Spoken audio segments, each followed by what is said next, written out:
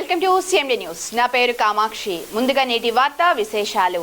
ధర్మవరం పట్టణంలో స్థానిక చిరు వ్యాపారుల ఆప్టికల్స్ వారి వృత్తి మరియు జీవనాన్ని నాశనం చేసే విధంగా కార్పొరేటర్ల వ్యవస్థకు కూటమి ప్రభుత్వం వ్యవహరిస్తోందని, వారికి న్యాయం జరిగే వరకు కాంగ్రెస్ పార్టీ బాధితుల పక్షాన నిలబడి పోరాటం చేస్తుందని తెలియజేశారు. లెన్స్కార్ట్ బహుళ కంపెనీని నిరోధించాలని, లేని ఎడల బాధితులతో కలిసి ధర్మవరం కాంగ్రెస్ పార్టీ ఆధ్వర్యంలో అన్ని పార్టీలను, ప్రజా సంఘాలను కలుపుకొని నిరసన కార్యక్రమం చేపడతామని హెచ్చరించారు. ఈ కార్యక్రమంలో కాంగ్రెస్ పార్టీ నాయకులు సుబ్బారావుపేట పెద్దిరాజులు, బాలు, నవీన్ మరియు బాధితులు ఆప్టికల్స్ యజమానులు శ్రీకాంత్ రెడ్డి, చిరంజీవి, రాజు, జబీవుల్లా, సాయి, సురేష్, రమేష్ తదితరులు పాల్గొన్నారు. మల్టీనేషనల్ కంపెనీ, దేశవ్యాప్తంగా 3,000 బ్రాంచ్లు కలిగినటువంటి కంపెనీ, దాదాపు 30,000 కోట్ల టర్నోవర్ వరకు కూడా వాళ్ళు చేసుకునేటువంటి పరిస్థితుల్లో అటువంటి కార్పొరేట్ సంస్థని ఈరోజు కనీసం ఇక్కడ ఉన్నటువంటి వారి వృత్తులకు ప్రమాదకరమైనటువంటి పదాన్ని కూడా మర్చిపోయి, విధానాన్ని కూడా మర్చిపోయి వారికి ఎవరు అనుమతులు ఇచ్చినారు, ఎవరి ప్రోద్బలంతో వాళ్ళు ఇక్కడికి వచ్చినారు అనేటువంటి విషయాన్ని ప్రజలకు ఒకసారి వివరించాల్సిన బాధ్యత కాంగ్రెస్ పార్టీగా, వారి బాధ్యతలకు అండగా నిలవడం కోసం కాంగ్రెస్ పార్టీ తరఫున మేమందరం కూడా సిద్ధంగా ఉన్నాము. ఆఖరి క్షణం వరకు కూడా వాళ్ళకి న్యాయం చేయడం కోసం మేము ఎంత దూరమైన పోరాటం చేస్తామని చెప్పిన కూడా బాధ్యతల పక్షాన్ని నిలబడతామని చెప్పిన సందర్భంగా తెలియజేస్తున్నాము.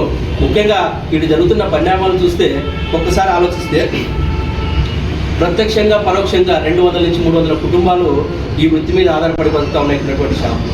ఎగ్జిస్టింగ్ ఇన్ఫ్రాస్ట్రక్చర్తో ఎగ్జిస్టింగ్ ఉన్నటువంటి స్థానాల్లో వాళ్ళు బాడీలు కట్టుకోవడం కావచ్చు, వాళ్ళ జీవనాధారం కావచ్చు, వీటన్నిటికీ బాధ్యత ఎవరు వహిస్తారు? ఒక్కసారి కార్పొరేట్ చేతిలోకి పోయిన తర్వాత ఈ వ్యవస్థ వీళ్ళ పరిస్థితి సరే, అక్కడ పోయినారు, అక్కడ పోయిన తర్వాత అక్కడ ఏమైనా ఎంప్లాయ్మెంట్ కల్పించే అవకాశం ఉందా? ఉపాధి అటువంటి పరిస్థితి లేదు. కేవలం మిషనరీతో,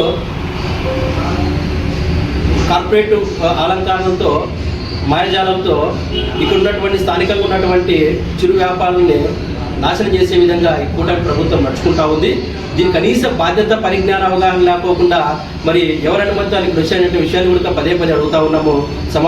ప్రజలకు సమాధానం చెప్పాల్సిన బాధ్యత సతీకుమార్ గారికి ఉందని చెప్పి ఈ సందర్భంగా తెలియజేస్తూ ఉన్నాము. ఎందుకని చెప్పంటే ఇక స్థానిక ఎమ్మెల్యే, మంత్రిగా ఉన్నటువంటి మీరు మీ ప్రమేయం లేకోకుండా కార్పొరేట్ వ్యవస్థ ఇక్కడికి వస్తాయని చెప్పినది అసంభవము. దీనికి మీరు ప్రజలకు సమాధానం చెప్పాలా? బాధ్యత పక్షాన్ని అండగా నిలబడి తక్షణమే వాళ్ళు ఇక్కడి నుంచి ఉపసంహరించే విధంగా చేసుకోవాలా? ప్రజా సంక్షేమం కోసము, ప్రజా సంక్షేమ ఆటంకాలందరూ ప్రజల జీవనాధారం ఆ ప్రాంతంలో ఇబ్బందికరంగా లేనంత వరకు ఎటువంటి కార్పొరేట్ వ్యవస్థ రావచ్చు, వ్యాపారం చేసుకోవచ్చు.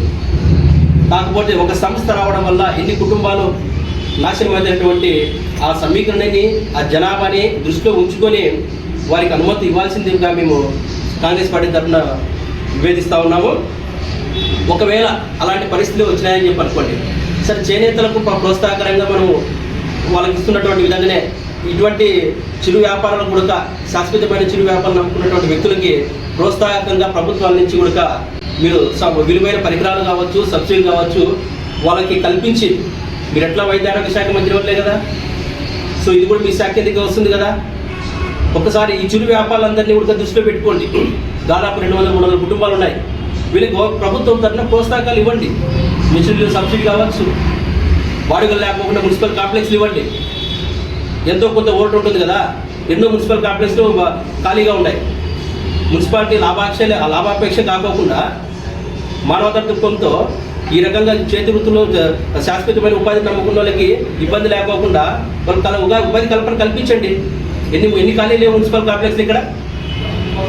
ఒకసారి ఆలోచించాలా.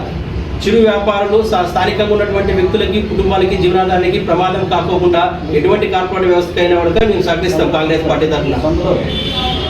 కాకపోతే మీరు చేస్తున్న ద్వంద్వ వైఖరి, వారికి ఎటువంటి భరోసా లేకుండా, ఎటువంటి హామీ లేకుండా మీరు విస్మరించి ఏకదమ్మున ఒక నిరసనకారులు అటు నిరసన కార్యక్రమం తెలియజేస్తామని చెప్పంటే పోలీసులు వచ్చి అంత సడన్గా చేస్తున్నారని చెప్పంటే మీకు ఎవరు ప్రోత్బలంతో వస్తున్నారు? మీరు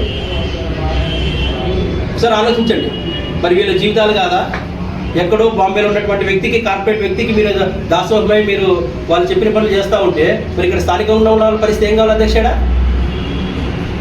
ఒకసారి ఆత్మవిమర్శ చేసుకోండి. వాళ్ళు ఏమైనా ఫ్రీగా చేస్తున్నారా చెప్పండి? ఫ్రీగా చేసినట్టు చాటింగ్ ఏం చేయడం లేదు కదా వాళ్ళు. ఇవి షాపులన్నీ క్లోజ్ చేసుకుంటారు జీవనాధారం లేక. నెక్స్ట్ వాళ్ళు ఏం చేస్తారు, వాళ్ళు ఆధీనంలో పోయిన తర్వాత వాడు చెప్పింది రేటు, వాడు పెట్టింది రేటు. అప్పుడు ఎవరు బాధ్యత వహిస్తారు? ఇవాళ రాజకీయాలు అయిపోతుంటే రేపు పోతారు, ఈరోజు ఉన్న రేపు ఉండరు. కానీ మీరు చేసిపోయే పనులు శాశ్వతంగా ప్రజలకు నష్టం జరిగిన పనులు జరుగుతున్నాయి. ఇక్కడ ఆలోచించాలి కదా. మీరు పర్మిషన్లు ఇచ్చినారు, 2-3 ఏళ్ల పాటు వాళ్ళు చూస్తారు, ఫ్రీగానే తక్కువ ధరకే చేస్తారు. వీళ్ళంతా వృత్తి షట్ డౌన్ చేసుకుని వెళ్ళిపోతారు, వాళ్ళ జీవితాలు నాశనం అయిపోతాయి. ఇక్కడ ఊళ్ళు లేకున్న తర్వాత అధిక రేట్లు పెడతారు. ఇందాక మనం కూడా చూస్తున్నాం కదా, కార్పొరేట్ జియో వాడు ఏం చేశాడు, జియో కంపెనీ వాడు ఉన్న నెట్వర్క్లన్నీ నాశనం చేశా. ఈరోజు వాడు ఒక్కడే ఉన్నాడు. ఇప్పుడు ఏమైనా చేయగలుగుతున్నామని, పెంచిందే రేటు, చెప్పిందే టారిఫ్, ఏమైనా చేయగలుగుతున్నాం అంటున్నా. అదే పరిస్థితి ధర్మంలో కూడా రాబోతుంది. కాబట్టి కార్పొరేట్ వ్యవస్థకి ఎంత తక్కువ కొమ్ము కాస్తే అంత మంచిది. ఎందుకంటే గతంలో కార్పొరేట్ కొమ్ము కాసిన అంతా కూడా ప్రజాక్షేత్రంలో ఓడిపోయిన వాళ్ళే. నెక్స్ట్ పరిస్థితి కూడా మీకు కూడా అట్లే ఉంటుంది. కూటమి ప్రభుత్వానికి కూడా మీకున్నటువంటి కుటుంబాల బాధలు మీకు తెలియడం లేదా? దీని మీద తాస్కారము, నెగ్లిజెన్సీని పక్కన పెట్టి బాధ్యతతో వ్యవహరించి వాళ్ళకి చేయాలని చెప్పుకుంటే వాళ్ళ ఆమోదంతో మీరు చేయండి. వైద్య ఆరోగ్య శాఖ మంత్రిగా మీ శాఖ నుంచి, మీ శాఖలో భాగమే కదా ఇది. వాళ్ళ ప్రోత్సాహకాలు ఇవ్వండి, సబ్సిడీలు ఇవ్వండి. వన్ సెకండ్ మున్సిపల్ కాంప్లెక్స్ ఫ్రీగా ఇవ్వండి, వాళ్ళకి బాడుగులు ఉండవు కదా. సో ఏ రకంగా అయినా సరే బాధితులకు న్యాయం చేసి కార్పొరేట్ దందాన్ని ఇక్కడి నుంచి బయటకు పంపిస్తే మేము ప్రజల పక్షాన నిలబడి వాళ్ళకి న్యాయం జరిగేంత వరకు కూడా కాంగ్రెస్ పార్టీగా వాళ్ళకు అండదండలుగా సంపూర్ణంగా ఉంటాము. త్వరలోనే మా కార్యాచరణ కూడా ప్రకటిస్తాము. అందరి ఆధ్వర్యంలో ప్రజా సంఘాలు కావచ్చు, కాంగ్రెస్ పార్టీ కావచ్చు, వామపక్షాలు కావచ్చు, ప్రతిపక్షాలు కావచ్చు, అందరినీ కలుపుకొని పోయి అక్కడనే నిరసన కార్యక్రమం చేస్తాము. మీరు బాధితులకు ఎందుకు న్యాయం చేయరో కూడా కాంగ్రెస్ పార్టీగా మేము చూస్తాం. జై కాంగ్రెస్. ముఖ్య గమనిక, మా హాస్పిటల్ నందు డాక్టర్ ఎన్టీఆర్ వైద్య సేవ అందించబడెను. పేదలందరికీ ఆధునిక వైద్యం చేయబడెను. Malinidevi multi speciality hospital, Christian Peta, 5వ line, Kavali. Doctor Gottipati Malinidevi, MBBS, MS, OBGY, కాన్పులు మరియు గర్భకోశ వ్యాధి నిపుణులు. మాలినీదేవి మల్టీ స్పెషాలిటీ హాస్పిటల్ నందు అందించు వైద్య సేవలు: సాధారణ కాన్పులు, సిజేరియన్లు, లాప్రోస్కోపిక్ ద్వారా గర్భసంచికి సంబంధించిన ఆపరేషన్లు, ట్యూబెక్టమీ, పిల్లలు లేకుండా operation, high risk pregnancy, ectopic pregnancy మరియు గర్భసంచి నీటి బుడగలు, గర్భసంచి జారిన ఆపరేషన్లు, రొమ్ముగడ్డలకు చికిత్స, నెలసరి ఇబ్బందులకు చికిత్స, మెనోపాజ్ సమస్యలకు చికిత్స చేయబడును. స్త్రీలకు సంబంధించిన అన్ని సమస్యలకు చికిత్స చేయబడును. Doctor Battina Narendra Babu, MBBS, MS, general and laparoscopic surgeon.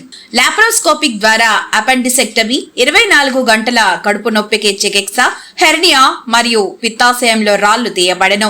వరి బీజం, హెర్నియా, నరాలు ఉబ్బడం, హైడ్రోసెల్, థైరాయిడ్ ఆపరేషన్లు చేయబడెను.